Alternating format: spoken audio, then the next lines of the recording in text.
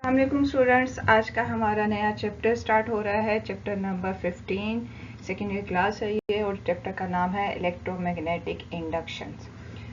पीछे आप चैप्टर में पढ़ कर आए थे मैग्नेटिज्म के बारे में, इलेक्ट्रिसिटी के बारे में।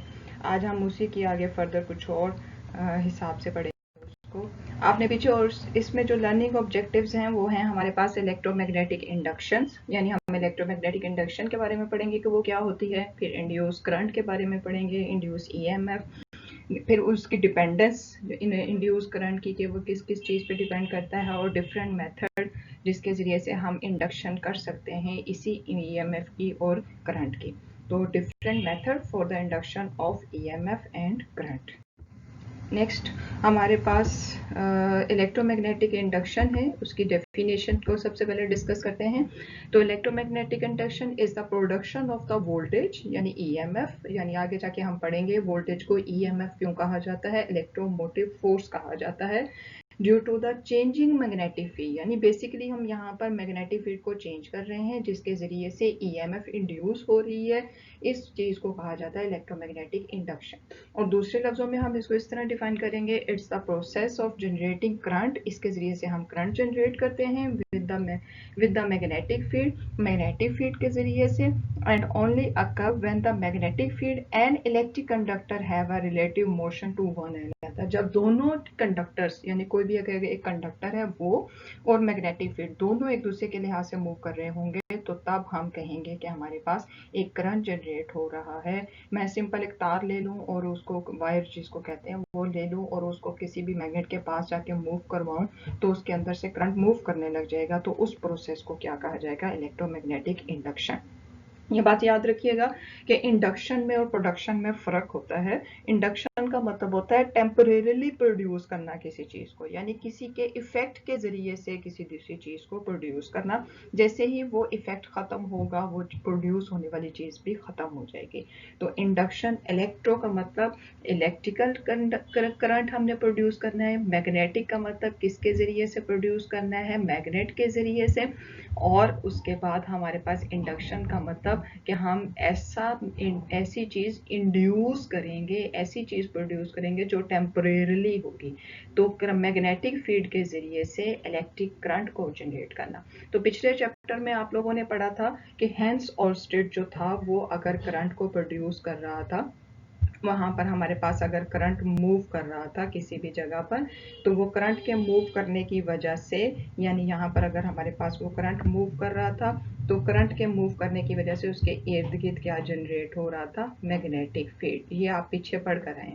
अब हमने पढ़ना है कि हमारे पास अगर मैग्नेटिक फील्ड चेंज किया जाए तो क्या वो करंट को जनरेट करता है। तो ये साइंटिस्ट थे, एक माइकल फेराडे, इंग्लैंड में 1831 में उन्होंने ये चीज, ये इलेक्ट्रोमैग्नेटिक इंडक्शन को फाइंड किया, और उन्होंने कहा कि अगर हम लोग ये काम, और उसी टाइम पर जोसेफ हेनरी यूएसए में उन्होंने भी 1831 में इसी चीज को फाइंड किया था, और उन्होंने इसके जरिए से कुछ प्रोसेस किए, कुछ काम, वो मेथड्स किए जिनके जरिए से उन्होंने ये फाइंड किया कि अगर हम मैग्नेटिक फ्लक्स को चेंज करें तो वो प्रोड्यूस करेगा एक ईएमएफ, यानी उस वो मटेरियल जिसके अंदर हम मैग्नेटिक फ्लक्स को चेंज कर रहे हैं वहां पर एक ईएमएफ प्रोड्यूस हो जाएगा, और वो ईएमएफ जो होगा वो करंट को जनरेट कर देगा। तो basically this is the principle of the electromagnetic induction, कि इसके जरिए से हम मैग्नेटिक इंडक्शन और मैग्नेटिक फ्लक्स को चेंज करते हैं, वो ईएमएफ प्रोड्यूस करता है, वो करंट जनरेट करता है।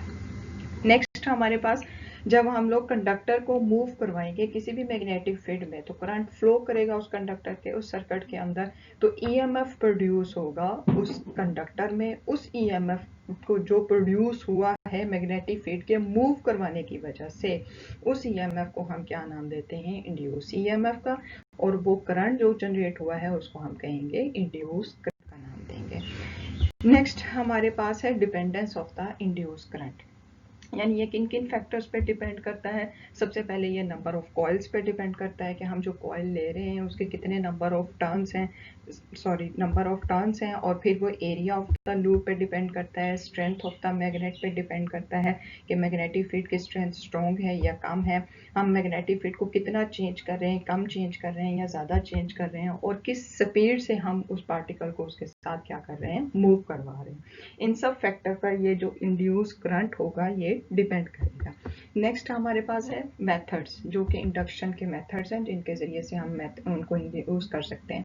उनमें सबसे पहला, electric conductor is kept in moving a magnetic field. Electric current को हम मूव करवाएंगे, मैग्नेटिक कंडक्टर जो है ना उसको हम मैग्नेटिक फील्ड में मूव करवाएं अगर, तो आगे जाके देखेंगे इनकी डायग्राम के ज़रिए से तो वो कैसे करेगा। तो अगर इलेक्ट्रिक कंडक्टर जो है, अगर हम पहला जो था वो हमारे पास था कि अगर हम इलेक्ट्रिक कंडक्टर जो है उसको अगर हम लोग रखें और मूव करवाएं, उसको हम रखें और मैग्नेटिक फील्ड मूव कर रहा हो, कि हम रखें कंडक्टर को और मैग्नेटिक फील्ड मूव कर रहा हो।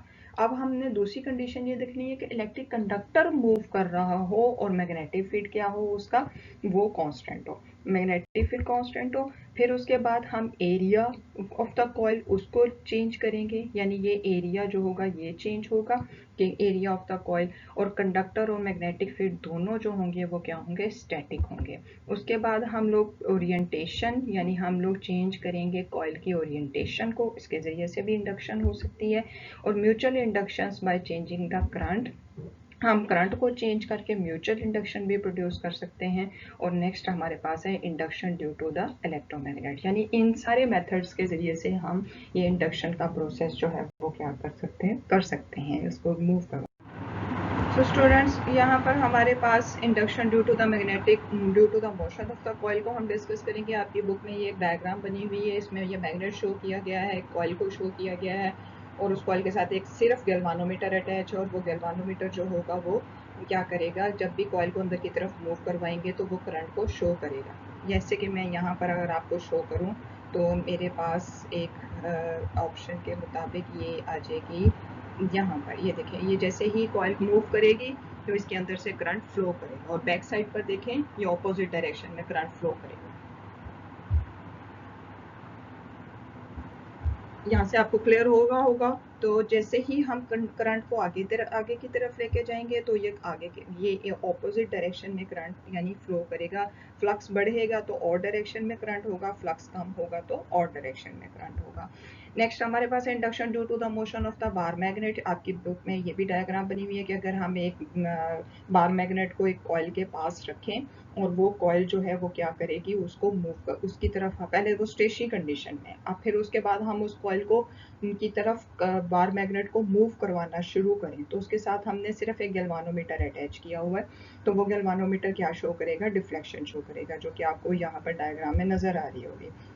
इसको भी मैं इस तरीके से रिप्रेजेंट करती हूँ कि देखें, जैसे ही वो बार मैग्नेट उसके पास जाएगा, गैल्वानोमीटर की जो नीडल है वो क्या शो करेगी, डिफ्लेक्शन शो करेगी। आपको नजर आ रहा होगा, जैसे ही ये इसकी तरफ मूव करता है तो वो गैल्वानोमीटर की नीडल की डिफ्लेक्शन जो है, अगर आप देखें तो एक तरफ वो किसी और तरफ है, यानी यहाँ पर जब ये देखें ये डायग्राम इसके मुताबिक ये कभी इस तरफ है और कभी इस तरफ है, यानी ये जब आगे की तरफ जा रहा है तो फ्लक्स बढ़ रहा है, जब वो पीछे की तरफ जा रहा है तो फ्लक्स कम हो रहा है, तो करंट की डायरेक्शन क्या हो जाएगी, चेंज हो जाएगी। जैसे ही फ्लक्स बढ़ेगा तो करंट की डायरेक्शन किसी और तरफ होगी, जैसे ही फ्लक्स कम होगा तो करंट की डायरेक्शन किसी और तरफ होगी।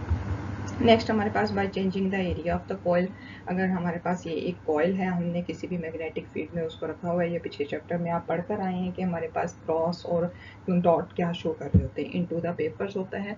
तो अब अगर ये हमारे पास करंट जो है वो इसके अंदर से, कॉइल के अंदर से पास हो रहा है, मैं अगर इसको इस तरीके से थोड़ा सा एलोंगेट कर दूँ तो मेरे पास फ्लक्स की वैल्यू क्या हो जाएगी, चेंज हो जाएगी। अब ये देखें, यहाँ पर फ्लक्स, ये जो क्रॉस है ना, ये फ्लक्स की वैल्यू को शो कर रहा है, यहाँ करंट फ्लक्स ज़्यादा है जबकि यहाँ फ्लक्स कम हो गया है। तो जैसे ही फ्लक्स कम हुआ तो इसकी वजह से ये देखें गैल्वानोमीटर ने क्या शो कर दी है, डिफ्लेक्शन शो कर दी।